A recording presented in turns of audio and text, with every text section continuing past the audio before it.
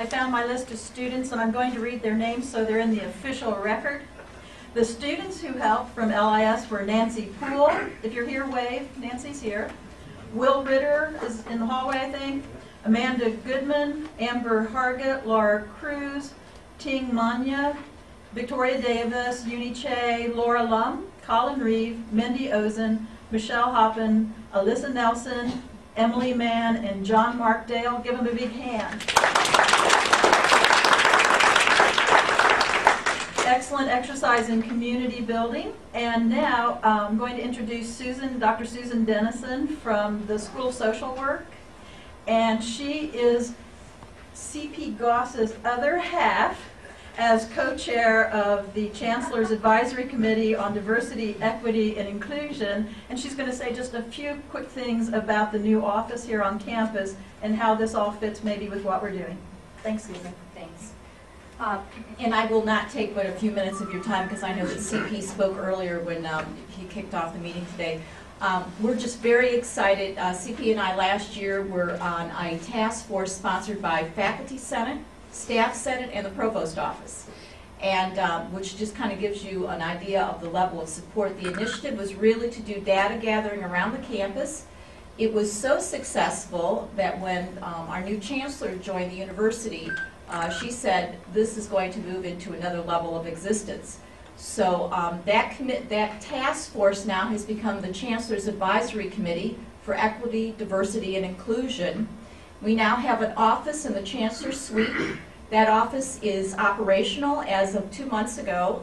We have a phone number, we have an email address. If you go into the index, we're listed now, and we're working on a home page. We have a doctoral student, L'Oreal Robinson, who is in the office Tuesday, Wednesday, and Thursdays all day. The office right now's purpose is that we're in the beginning stage of getting that office set up. We're becoming a place where we're storing a lot of helpful articles, other materials related to diversity, inclusion, and equity. The office will be eventually, and the plan right now is that next year a search will take place, and there'll be a national search for a director for that office. The Chancellor and Provost are extremely supportive of the efforts of this office. We have been just amazed. Anything we ask for, practically we get.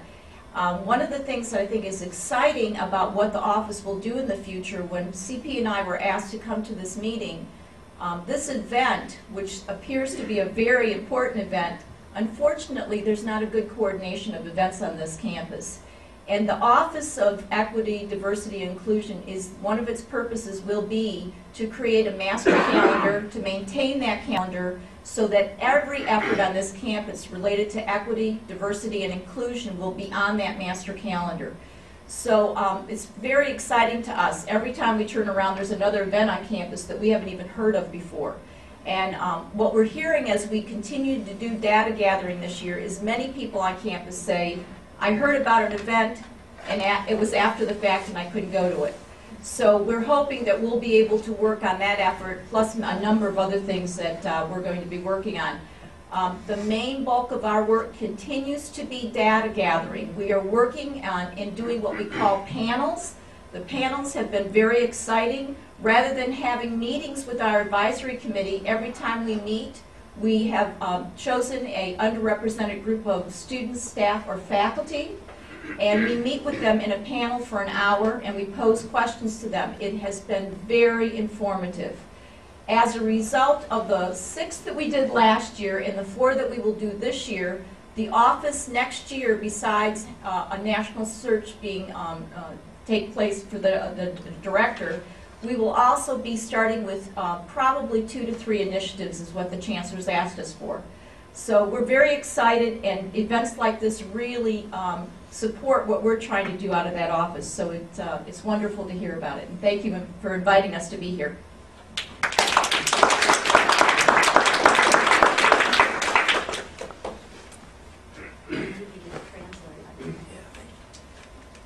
So the reason why I was oral support is because obviously you can hear my godfather's voice, Boston, coaching football on Saturday. So I have the light duty, but very important duty of inviting the faculty who led the roundtable discussions to come up one at a time and I guess go over some of your findings. So does anyone want to go first? Nora, Sandra, Bill? Bill, looks like you're... Gotta get my notes in the back. Oh, do you? Okay. Go ahead. Yeah, Sandra, like I to can, sure, absolutely. Okay, so my problem is going to be reading that, If you can take Yes, that thing comes off. does it come Oh, up? yeah, go wireless. How right. Oh, good. See, I need to get this close. We had a really wonderful group of people who did some excellent work talking through the issues that had been identified. And what I asked them to do beyond making our list of important issues was to really focus on the 2 top issues in each of the areas.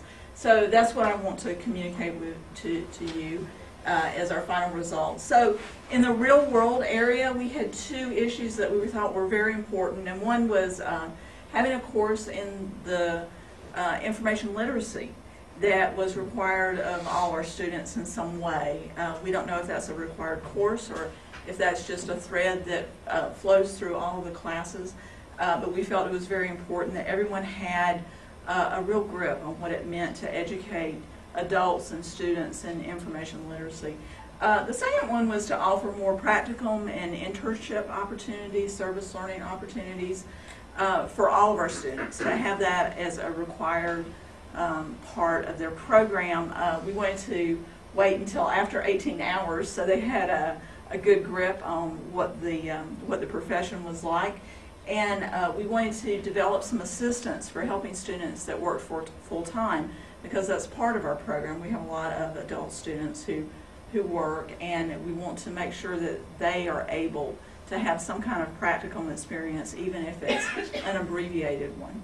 So those were our 2 major things that we wanted to see happen in that area. In education and professional development, we had 2 things: more lab-based technology classes to get hands-on experience. So there was a large discussion about online and web-based technology classes, and the fact that that's great for giving people access to those classes, but in dealing with technology they would like to have more practical hands-on experience so that they have some peer support and some instructor support beyond the online web-based environment.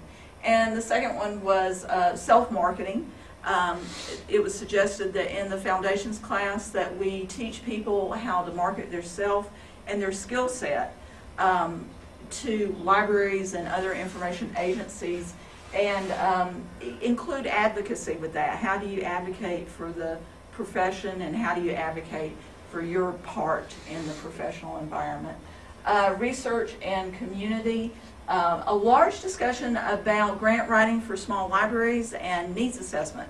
How do we help those libraries do those very critical needs assessments that they have to do in enabling them to actually obtain funding for some really important smaller projects.